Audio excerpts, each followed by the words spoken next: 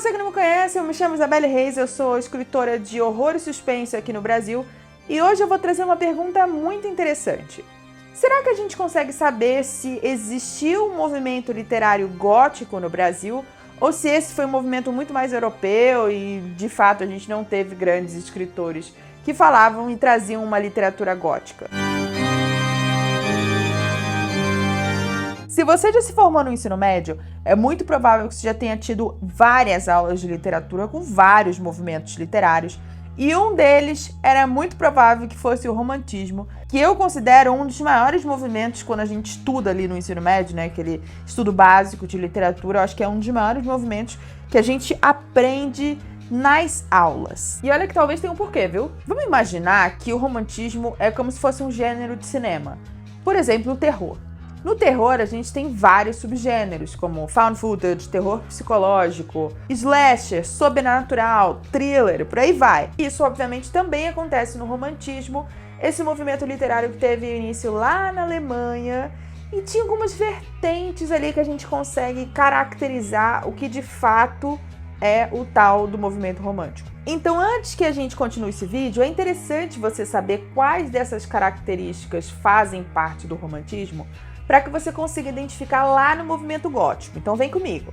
O primeiro deles é a ruptura do padrão da literatura clássica. Além de você identificar os sentimentos muito mais presentes nesses livros. E a gente não pode esquecer da melancolia também. E a gente também pode falar que trazem uns elementos fantásticos, místicos, o subjetivo, a questão exatamente de falar dos sentimentos. Respeito é muito subjetivo, né?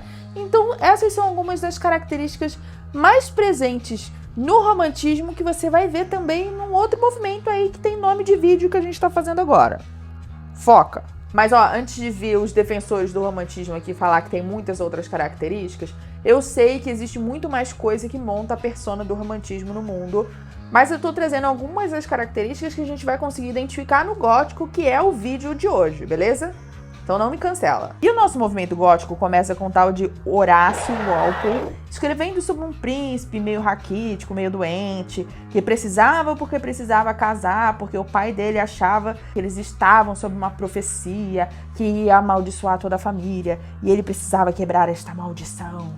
E muita coisa acontece, e cheio de fantasmas, castelos assombrados, pessoas fazendo mal para outras pessoas, e por aí vai. Uma loucura, uma farofa. O Castelo de Otranto, para quem já leu, é um livro muito fácil de você conseguir identificar as características do gótico. E os sentimentos, eles estão lá. A gente não tá falando só sobre elementos místicos, fantásticos, bizarros. A gente tá falando sobre sentimentos pesados, melancolia, a gente tá falando sobre luto, a gente tá falando sobre subserviência, sobre muitos outros sentimentos conflitantes que você consegue identificar nessa escrita que eu considero até leve, fácil e gostosa de ler para um livro muito antigo. E a gente tá falando de simplesmente o primeiro livro gótico da história, tá? Tá, mas por que ele tá sendo chamado de movimento gótico e não só mais uma parte do romantismo? Bom, ele é mais uma parte do romantismo, mas ele é nomeado como movimento gótico porque ele fala sobre sentimentos muito mais controversos e pouco discutidos pela dificuldade da abordagem desses temas do que outros movimentos e outros autores gostariam de abordar. Então a gente vai falar sobre a melancolia, a gente vai falar sobre o bizarro, a gente vai falar sobre o horror, a gente vai falar sobre a tristeza, sobre sentimentos muito difíceis de serem desenvolvidos dentro de uma trama, pelo menos naquela época, a ponto deles acharem que não seria tão bem aceito pela sociedade. O gótico pensa diferente. E uma coisa que a gente não pode negar é que o povo é curioso. Então, quando esse livro saiu, começou a rolar um burburinho, as pessoas começaram a ler, as pessoas começaram a se interessar, querendo saber desse castelo assombrado, que tinha gente que morreu, não sei o que e tal. E, bem, o livro ele foi muito bem aceito pela massa. Então, querendo ou não, virou um livro de entretenimento, né? Apesar de falar sobre sentimentos muito conflitantes, ele era um livro que trazia o místico e o bizarro muito mais evidentes do que qualquer outro. Então, as pessoas realmente estavam curiosas para saber do que aquilo se tratava. E é isso. A gente virou a famosa literatura de massa.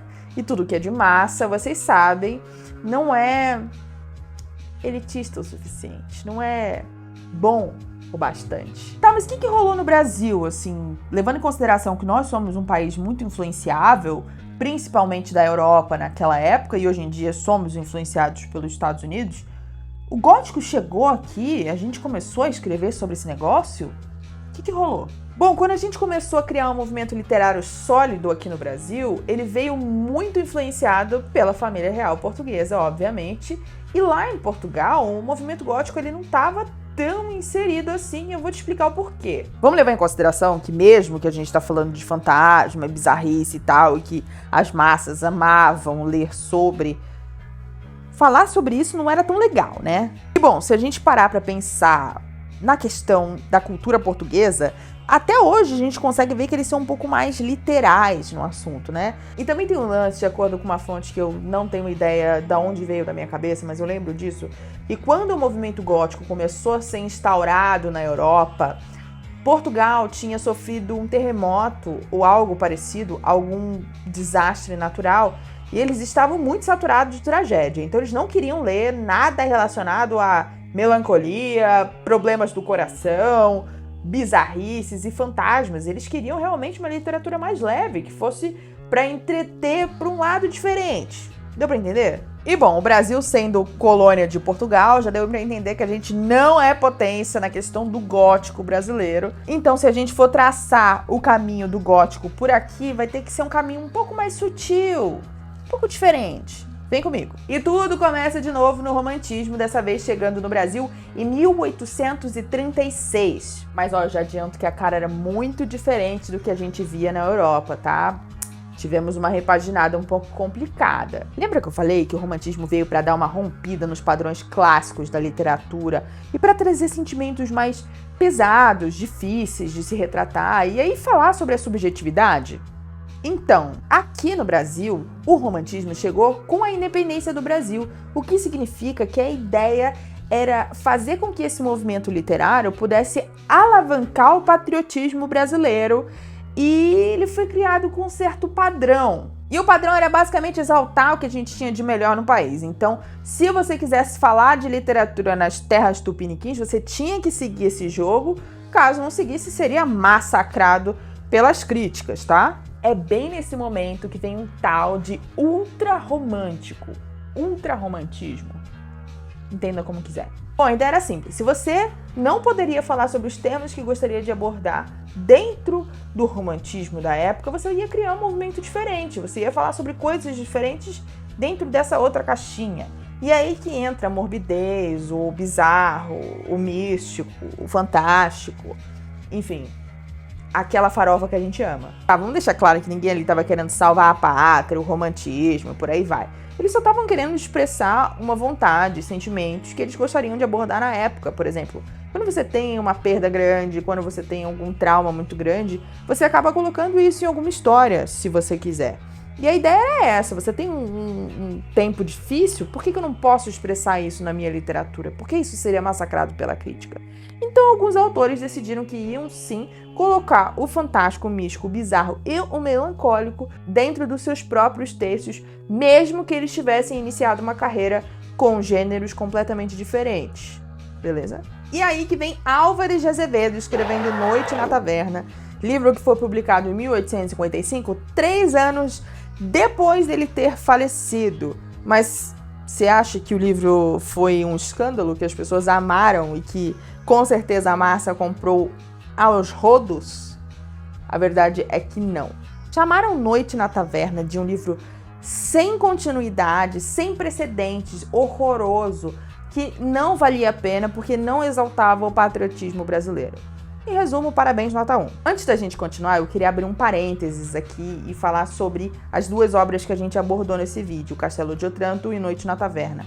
Os 2 livros são muito interessantes porque eles são iniciantes de movimentos aqui no Brasil e mundialmente falando, mas Castelo de Otranto a gente consegue ver que distancia um pouco o leitor do personagem principal. O personagem principal vivia dentro de um castelo, era muito bem sucedido e por aí vai. Mas, querendo ou não, o livro foi lido pela massa, então ele tinha um certo distanciamento. Nem todo mundo tinha um castelo na época, mas você conseguia entender as melancolias de uma pessoa que vivia lá trancado, trancafiado, com maldições na cabeça. Já A Noite na Taverna, ele traz uma malandragem, uma realidade das ruas muito mais interessante para as pessoas que iam ler aquele livro lá em 1855, mas não foi o que aconteceu. As pessoas que decidiram dar uma chance para o livro, infelizmente, não curtiram o que estava lendo, porque não fazia parte da obra que eles estavam tentando desenvolver na época. Mas agora, voltando para a história, apesar das más línguas, existiram outros autores que decidiram dar uma chance para o ultrarromantismo. Fagundes Varela foi um que publicou contos sobre noivas fantasmas e marinheiros sequestrados por bruxas. Já as poesias de Alfonso de Guimarães é comparado a Edgar Allan Poe, por exemplo, assim como o Caixão Fantástico de Augusto dos Santos. E isso sem falar de Cem Olhos, uma obra do nosso querido Machado de Assis. Esses autores que eu abordei aqui, eles foram apresentados de outras formas para falar de suas carreiras, né? Mas a gente consegue entender que a abordagem para explicar a carreira dessas pessoas é diferente e a gente apaga essa parte porque, de fato, na época, eram contos que não eram vistos de uma maneira tão interessante, comercial, de alto luxo.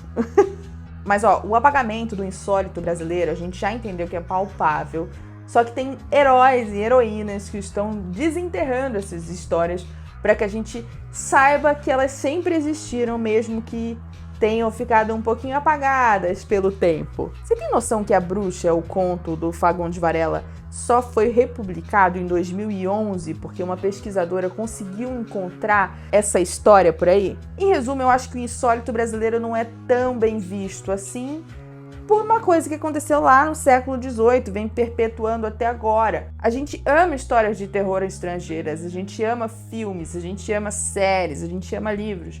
Mas quando a gente vê alguma coisa relacionada a isso no Brasil, soa como artificial, como forçado, como cópia dos Estados Unidos. Mas na verdade, o que a gente está fazendo é perpetuar um discurso que vem lá do século XVIII. Você não acha isso? Mas autores que escrevem sobre esses temas, na verdade, estão dando vazão aos seus sentimentos, às suas próprias dores, às suas dúvidas, os seus questionamentos, como qualquer outro autor, seja no Brasil ou no exterior. E mesmo movimentando milhões de dólares e euros lá fora, a gente ainda acredita aqui no Brasil que a gente está falando de uma baixa literatura, uma comercial demais, que não vale a pena a gente pensar. Mas não que isso seja diferente em outros países, viu? Porque realmente a gente falar sobre o gótico, sobre o terror, o horror, o thriller, o suspense, ainda traz uma carga muito negativa e vai um pouco pro lado do sensacionalismo, o que as críticas realmente caem em cima. E quanto ao Brasil, ainda tem gente escrevendo sobre gótico, viu?